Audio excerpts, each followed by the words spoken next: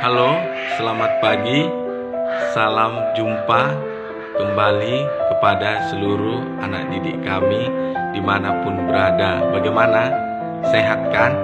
Tetap di rumah, jangan keluar-keluar demi membantu pemerintah untuk menghadapi wabah virus corona. Nah, sesuai dengan instruksi pemerintah yang mewajibkan kita untuk tinggal di rumah, tapi walaupun tetap tinggal di rumah, kita tetap tidak lupa berdoa, tidak lupa menjaga kebersihan, dan tidak lupa untuk belajar. Maka untuk itu, kepada anak didik kami seluruhnya, mari kita memulai pembelajaran kita hari ini, yaitu sebelum kita memulai perlu ada persiapan bahan-bahan pembelajaran yang akan kita gunakan. Yang pertama, kamu persiapkan kitab suci. Yang kedua, buku tulis serta alat-alat tulis serta buku paket yang sudah dibagikan. Nah, hari ini kita akan melanjutkan pembelajaran kita, yaitu untuk materi pendidikan agama Katolik dan budi pekerti bagi kelas 10. Nah, di dalam pembelajaran ini kita akan melanjutkan materi kita, yaitu bab yang ketiga mengenai kitab suci dan tradisi gereja Katolik. Nah, pembelajaran bab yang ketiga ini dibagi dalam 3 subtopik. Yang pertama, kitab suci perjanjian lama. Yang kedua, kitab suci perjanjian baru. Dan yang ketiga, tradisi suci gereja Katolik. Nah, kitab suci perjanjian lama dan kitab suci perjanjian baru itu sudah kita dalami dan pelajari di kelas sebelum wabah virus corona terjadi.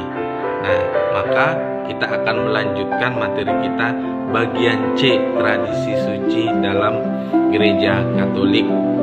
Maka di dalam pembelajaran ini ada kompetensi dasar yang harus kamu capai. Nah, apa itu? Yang pertama, di dalam pembelajaran ini kamu dapat memahami kitab suci dan tradisi sebagai dasar iman Kristiani. Dan yang kedua, kamu dapat menghayatinya, mengamalkannya di dalam kehidupanmu sehari-hari. Dan pembelajaran ini nanti akan dibagi dalam 5 kajian atau 5 pembahasan. Yang pertama, kita akan membahas apa arti tradisi. Kemudian yang kedua, macam-macam tradisi dalam masyarakat dan gereja.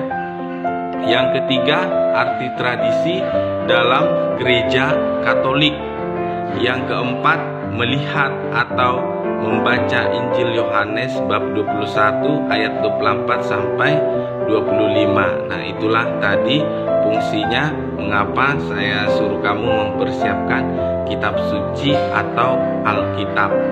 Kemudian yang kelima, kitab suci dan tradisi sebagai norma iman tertinggi. Nah, itulah yang akan kita kaji, kita dalami di dalam pembelajaran ini supaya kamu semakin menghayati dan memahami kitab suci dan tradisi sebagai dasar iman Kristiani. Nah, sebelum kita memulai pembelajaran kita hari ini, alangkah baiknya kita mulai dengan doa. Marilah kita berdoa. Dalam nama Bapa dan Putra dan Roh Kudus. Amin. Tuhan Bapa kami yang maha baik, kami bersyukur kepadamu atas segala kasih karunia yang masih Kau berikan kepada kami, kehidupan serta kesehatan yang kami peroleh hingga saat ini. Semoga ya Tuhan, di tengah wabah ini kami dapat bijaksana dengan melindungi diri kami sendiri dengan tetap tinggal di rumah. Dan semoga ya Tuhan, Engkau senantiasa menyertai perjalanan hidup kami. Tuhan, kami akan memulai pembelajaran kami hari ini. Semoga dengan pembelajaran ini kami semakin terdorong untuk menghayati nilai-nilai tradisi dalam iman agama Katolik dan mewujudkannya di dalam kehidupan kami sehari-hari. Doa ini kami sampaikan dengan perantaraan Kristus Tuhan dan pengantara kami. Amin. Dalam nama Bapa dan Putra dan Roh Kudus. Amin. Sudah? Nah, sekarang kita akan memasuki kajian yang pertama, arti tradisi. Ayo, ada yang tahu arti tradisi itu apa? Nah, sudah sering kan dengar kata tradisi? Nah, apa kamu sudah tahu artinya? Ya, tradisi itu adalah segala sesuatu yang diwariskan oleh manusia kepada generasi berikutnya. Jadi, kalau ada mengatakan Jakarta tradisi banjir, nah itu kurang tepat ya, karena kata tradisi itu bukan sesuatu yang diciptakan oleh alam, melainkan suatu buatan manusia. Nah, jadi menurut Kamus Besar Bahasa Indonesia bahwa tradisi berarti segala sesuatu. Nah, segala sesuatu yang dimaksud di sini bisa seperti adat, bisa kepercayaan, bisa kebiasaan. Nah, kebiasaan ini yang dibuat dan diulang oleh manusia secara turun-temurun. Nah, kemudian bisa berupa ajaran dan lain sebagainya yang diwariskan secara turun-temurun dari nenek moyang atau dari generasi ke generasi berikutnya. Nah, jadi setiap masyarakat itu atau setiap budaya itu memiliki tradisinya masing-masing. Nah, kamu suku Batak pasti sudah tahu, sudah ada di dalam benakmu apa tradisi atau apa kebiasaan orang Batak yang sering diwariskan oleh leluhur atau orang tua kita kepada kita. Nah, dalam perkembangan selanjutnya, tradisi tersebut tentu saja mengalami perubahan dan perkembangan. Dan ada juga beberapa tradisi yang sering juga hilang. Kenapa hilang? Karena tidak dihidupi lagi. Nah, dan tidak sesuai lagi dengan tuntutan zaman. Nah, sekarang coba kamu sebutkan contoh tradisi dalam masyarakat Batak. Nah, kamu kan seorang Batak, tentu tahu berbagai contoh atau macam tradisi dalam orang Batak. Apa saja contoh-contoh tradisi dalam suku Batak yang sering kamu lihat atau kamu amati di dalam lingkunganmu? Coba kamu sebutkan. Ya, penggunaan ulos. Nah, ulos itu merupakan tradisi orang Batak. Ya, penggunaan boras sipirni tondi. Apalagi? Ya, gondang. Nah, jadi tortor atau gondang itu juga merupakan tradisi orang Batak Manortor. Nah, jadi banyak lagi tradisi-tradisi dalam orang Batak. Nah, jadi nanti di rumah bisa kamu tanyakan kepada orang tua apa-apa lagi tradisi-tradisi dalam suku Batak selain yang sudah kamu sebutkan tadi. Jadi bisa kamu catat, kamu tulis apa-apa saja tradisi atau kebiasaan oleh suku Batak. Nah, sekarang kita masuk pengertian tradisi dalam gereja Katolik. Nah, jadi menurut gereja Katolik itu juga mempunyai suatu tradisi atau kebiasaan yang sudah diwariskan sejak zaman para rasul. Nah, pengertian tradisi dalam gereja Katolik adalah proses penerusan atau komunikasi iman yang dibagikan oleh satu generasi ke generasi berikutnya secara tak terputus. Jadi tetap turun temurun. Yang dibagikan atau yang diteruskan itu adalah suatu kebenaran atau kesaksian iman akan tindakan penyelamatan Allah yang telah dihidupi umat yang dilakukan baik dalam liturgi, katekese atau pengajaran, dalam berorganisasi, dan terutama dalam kehidupan nyata setiap harinya. Nah, jadi tradisi itu adalah komunikasi iman umat sepanjang masa. Nah, jadi diingat dan jangan berpikiran bahwa kalau berkata tentang tradisi itu adalah sesuatu yang kolot. Jadi tidak ya. Nah, jadi tradisi tidaklah sesuatu yang kolot, yang langka, atau malah yang tidak masuk akal, tetapi suatu kebenaran iman yang tetap terpelihara sejak awal dan masih sesuai sampai sekarang. Nah, tradisi adalah pembenahan gereja yang dinamis dari segi bentuk. Tradisi dalam gereja Katolik juga dibagi dalam dua bagian, yaitu tradisi tulisan dan tradisi lisan. Namun sebelumnya, supaya mempermudah memahami tentang tradisi ini juga bisa dibedakan dengan cara penulisannya. Tradisi dalam penulisan huruf T yang besar dengan tradisi dengan penulisan huruf T yang kecil. Nah, kenapa kita buat seperti ini? Supaya kita bisa mengklasifikasikan atau membedakan. Nah, jadi kalau tulisan tradisi itu hurufnya huruf besar, diawali dengan huruf besar atau T besar, berarti tradisi atau kebiasaan itu berasal dari para rasul dan merupakan wahyu Tuhan. Nah, artinya sudah dihidupi sejak zaman Yesus dengan murid-muridnya. Itu dia kalau tradisi dalam penulisan huruf besar. Sementara kalau pengertian tradisi dalam tulisan huruf kecil atau tradisi-tradisi, nah berarti mengungkapkan suatu kebiasaan gereja yang manusiawi dan karenanya tidaklah hakiki. Artinya bisa diganti dengan kebiasaan lain yang sesuai dengan tuntutan zaman dan kebudayaan.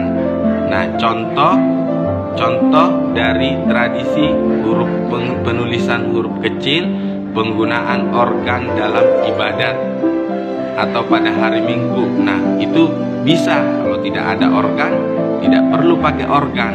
Nah, kalau ada organ lebih bagus. Kemudian penggunaan lonceng. Nah, ini juga tradisi-tradisi penggunaan lonceng dalam gereja. Nah, kemudian contoh tradisi penulisan huruf besar tadi yang saya katakan, yang mengungkapkan arti bahwa kebiasaan itu berasal dari para rasul dan merupakan wahyu Tuhan adalah dan tidak boleh diganti. Misalnya penggunaan roti dan anggur. Nah, jadi biasanya di dalam Ekaristi itu atau perayaan misa itu kita menggunakan roti dan anggur sebagai bahan untuk misa. Nah, bagaimana seandainya seorang pastor lupa membawa roti dan anggur? Bisa nggak diganti dengan roti yang lain, tidak hosti atau dibeli dari warung, atau anggurnya diganti dengan yang lain? Tentu jawabannya tidak bisa. Nah, karena itu merupakan suatu tradisi dari para rasul yang sifatnya ilahi, wahyu Tuhan. Nah, jadi selain yang saya sebutkan tadi, contoh-contoh tradisi dalam gereja Katolik itu, yang pertama ada syahadat atau syahadat para rasul. Ini sering kita ungkapkan di dalam gereja setiap hari Minggunya. Nah, udah ingat kan Sudah tahu kan? Sudah hafal syahadat para rasul? Aku percaya. Nah, kalau belum hafal, ini diragukan atau dipertanyakan. Maka yang belum, cobalah dihafal kembali syahadat para rasul atau syahadat pendek. Kemudian ada lagi syahadat panjang atau syahadat konsili Nisea. Nah, dia lebih panjang dan terperinci. Nah, apa perbedaannya? Nah, perbedaannya kalau syahadat para rasul itu lebih pendek, ringkas, sedangkan syahadat konsili Nisea itu lebih panjang dan rinci. Nah, mengapa ada syahadat panjang dan syahadat pendek? Nah, jadi pada awal sejarah gereja bahwa syahadat panjang muncul untuk membela gereja karena pada masa itu banyak ajaran-ajaran sesat. Nah, ajaran-ajaran sesat itu mengatakan bahwa Yesus itu 50% manusia, 50% Allah. Nah, itu sesat. Nah, ada lagi yang mengatakan bahwa Yesus itu adalah Allah, 100% Allah, tapi bukan manusia. Nah, itu juga sesat. Nah, ada juga ungkapan lain yang mengatakan bahwa Yesus itu manusia, bukan Allah. Nah, itu juga merupakan ajaran sesat. Nah, jadi ajaran yang benar adalah bahwa Yesus itu sungguh-sungguh Allah dan Yesus itu sungguh-sungguh manusia. Artinya Yesus itu benar-benar Allah, 100% Allah dan 100% manusia. Maka untuk membela ajaran ini dibuatlah syahadat panjang. Nah, jadi syahadat panjang itu lebih panjang dan lebih rinci dibandingkan dengan syahadat pendek. Nah, syahadat panjang ini bisa kamu baca di dalam buku paket juga ada, kemudian di puji syukur.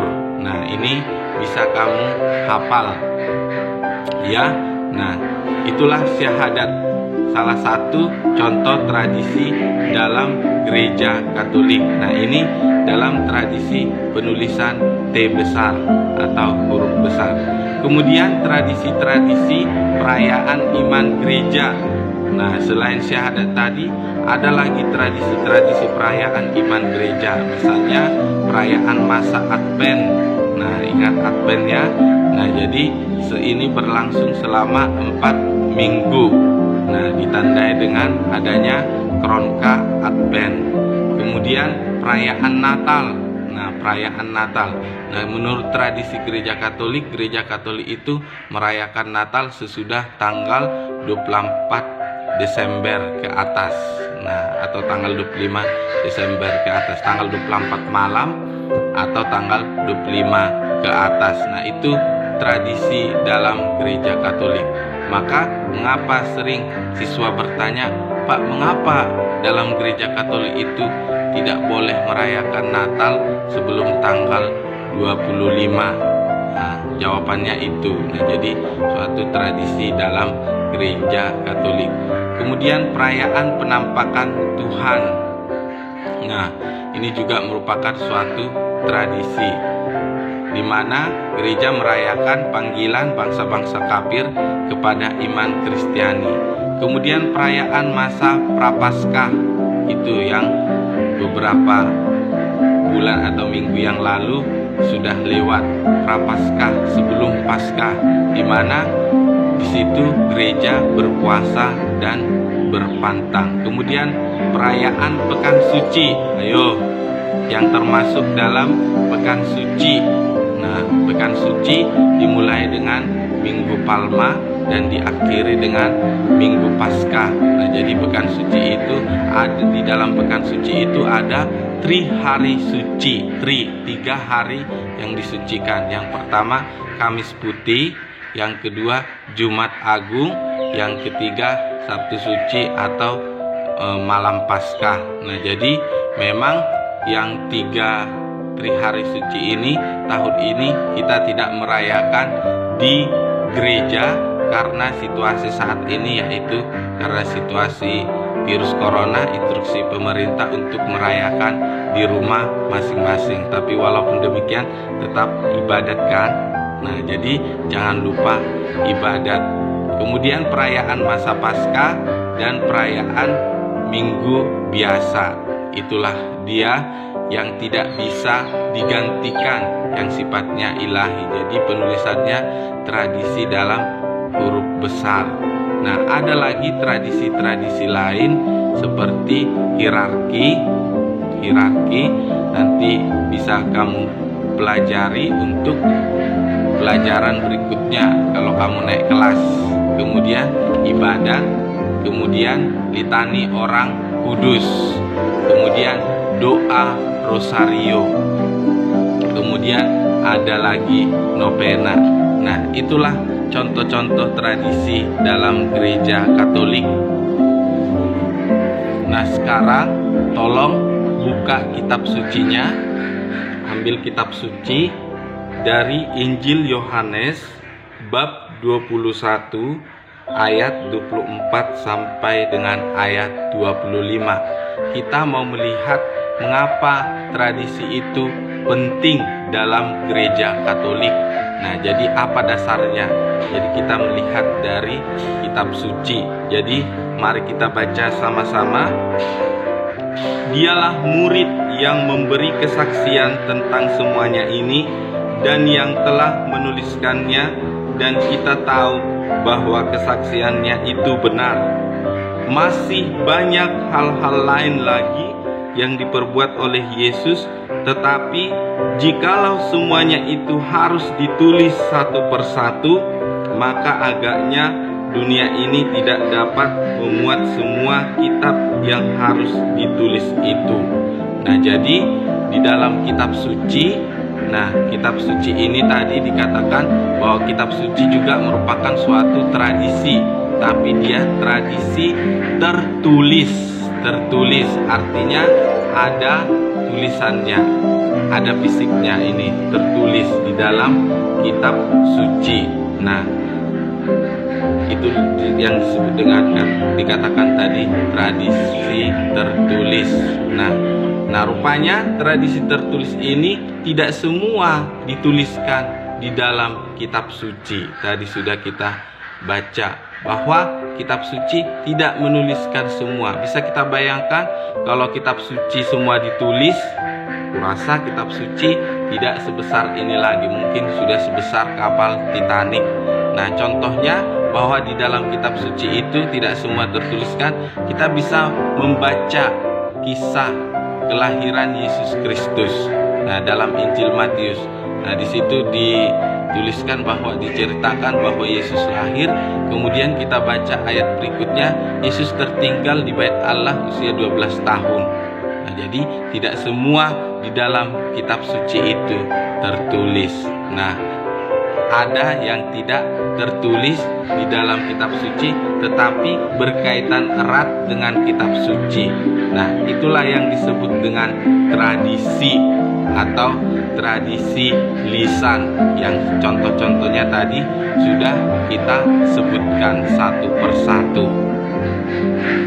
Nah, jadi kalau kamu mengingat bahwa saya juga pernah menjelaskan bahwa sumber iman dalam gereja Katolik itu ada 3, yaitu kitab suci yang pertama, kemudian tradisi suci, kemudian magisterium gereja atau ajaran para bapak-bapak bangsa. Nah, jadi kitab suci itu sebagai sumber tertulis dan tradisi sebagai sumber lisan. Nah, kedua ini saling berhubungan satu sama lain, tidak dapat dipisahkan. Jadi tradisi suci dan kitab suci berhubungan erat sekali dan berpadu sebab keduanya mengalir dari sumber ilahi yang sama dan dengan cara tertentu bergabung menjadi satu, menjurus ke arah tujuan yang sama. Sebab itu kitab suci itu pembicara Allah sejauh itu termaktub dengan ilham roh ilahi. Sedangkan oleh tradisi suci sabda Allah yang oleh Kristus Tuhan dan Roh Kudus dipercayakan kepada para rasul, disalurkan seutuhnya kepada para pengganti mereka supaya mereka ini dalam terang roh kebenaran dengan pewartaan mereka memelihara, menjelaskan, dan menyebarkannya dengan setia.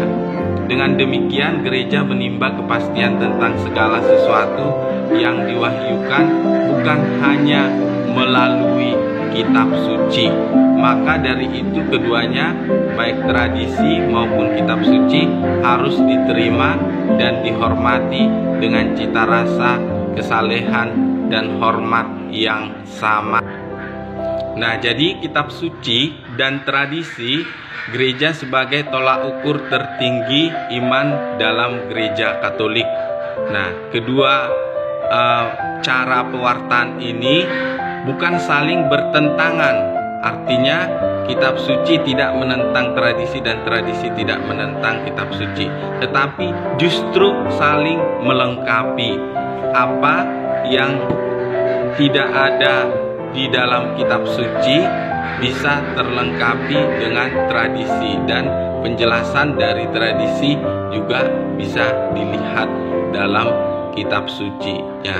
Jadi sebab kebenaran iman yang tidak tercatat dalam kitab suci akan tetap terpelihara secara terus-menerus dalam tradisi lisan, dan kebenaran iman dalam tradisi lisan diteguhkan dalam kitab suci atau tradisi tulisan. Nah, kitab suci tidak dapat terlepas dari tradisi gereja karena kitab suci terbentuk di dalamnya. Sebab semua yang diimani dan diamalkan oleh orang beriman sudah tersedia di dalam kitab suci. Nah, jadi semua sudah ada di dalam kitab suci ini, tetapi kitab suci akan semakin dimengerti. Nah, jadi supaya kita lebih memahami kitab suci ini dan diterapkan dengan sepenuhnya dalam terang tradisi yang hidup di tengah umat. Oleh karena itu, sampai sekarang gereja Katolik memandang bahwa kitab suci dan tradisi gereja sebagai tolak ukur tertinggi kebenaran iman Katolik. Nah, jadi itulah dia mengapa tradisi dan kitab suci itu sangat penting. Nah, ada pertanyaan dari siswa, Pak, mengapa dalam gereja Katolik ada 2 rosario Salam Maria, sementara saudara kita yang Protestan tidak ada? Nah, ini juga yang membedakan bahwa tadi seperti yang saya katakan bahwa sumber iman dalam gereja Katolik itu ada 3. Yang pertama kitab suci. Nah, ini kitab suci, kita sudah pelajari kitab suci itu dan bagian-bagiannya, masih ingat kan? Nah, jadi harus dihafal. Nah, kitab suci.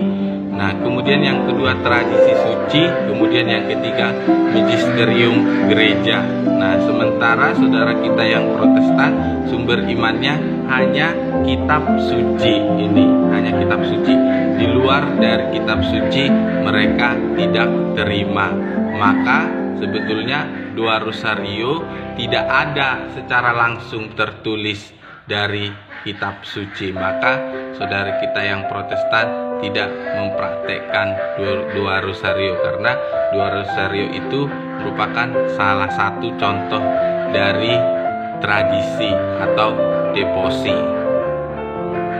Nah, jadi sebagai rangkuman saya ulang kembali bahwa pengertian tradisi dalam gereja Katolik adalah proses penerusan atau mewariskan atau komunikasi iman yang dibagikan atau diajarkan dari satu generasi ke generasi berikutnya secara tidak terputus atau turun-temurun. Nah, tadi untuk membedakan penulisan tradisi itu dibagi 2, penulisan dengan T besar atau huruf besar yang menyatakan bahwa tradisi itu berasal dari para rasul dan merupakan wahyu Tuhan dan tidak boleh diganti. Nah, dari zaman para rasul hingga sekarang tetap digunakan dan dilaksanakan. Nah, contohnya tadi menggunakan hosti dan anggur untuk misa. Kemudian tradisi-tradisi dalam huruf kecil itu sesuatu yang berasal dari kebiasaan-kebiasaan gereja yang manusiawi, dan karenanya tidaklah hakiki. Artinya bisa diganti dengan kebiasaan lain yang sesuai dengan tuntutan zaman dan kebudayaan. Contoh penggunaan organ tadi bisa diganti dengan keyboard yang saat ini dan lain sebagainya. Nah, dasar dari tradisi itu bisa kamu baca Injil Yohanes bab 21 ayat 24 sampai 25. Di sana sangat jelas bahwa tradisi gereja bersumber dan berasal dari Yesus. Hidup, karya, dan pewartaan Yesus menjadi kurun waktu yang sangat istimewa dalam pembentukan tradisi gereja. Dengan mengajar, berkarya, membuat mujizat, dan mewartakan kerajaan Allah untuk banyak orang, Yesus memulai satu tradisi sendiri. Itulah tradisi Yesus. Nah, tradisi ini dibagi juga dalam tradisi tulisan dan tradisi lisan. Tradisi tulisan yaitu adalah kitab suci. Semua tertulis di dalam kitab suci. Namun ada tradisi lisan yang tidak tertulis dalam kitab suci ini, tetapi sudah dihidupi dan diwariskan oleh Yesus sejak pada zaman para rasul. Itulah yang disebut dengan tradisi suci. Nah, kedua tradisi lisan maupun tulisan ini tidak bisa dipisahkan, atau mana lebih bagus, mana lebih baik. Nah, semuanya saling berhubungan, dan tidak bertentangan. Nah, jadi bagaimana? Sudah paham kan tentang pembelajaran bagian C, tradisi dalam gereja Katolik? Nah, jadi untuk selanjutnya kalau ada yang belum paham bisa ditanyakan langsung melalui WA atau grup. Nah, untuk menilai apakah kamu memahami apa yang saya ajarkan lewat video ini, tolong kamu kerjakan beberapa pertanyaan ini. Silakan ambil pulpenmu, catat. Yang pertama, tuliskanlah arti tradisi dalam kerangka iman gereja. Sekali lagi, tuliskanlah arti tradisi dalam kerangka iman gereja. Yang kedua, uraikan secara singkat asal-usul tradisi gereja Katolik. Nah, lebih jelasnya nanti kamu cantumkan di situ dasar kitab sucinya. Kemudian yang ketiga, sebutkan tradisi perayaan-perayaan iman gereja Katolik. Tadi sudah disebutkan. Sebutkan tradisi perayaan-perayaan iman gereja Katolik. Kemudian yang keempat, sebutkan dan jelaskan tradisi ibadat devosional, devosi gereja Katolik. Tadi contohnya saya sudah sebutkan satu, yaitu 2 rosario.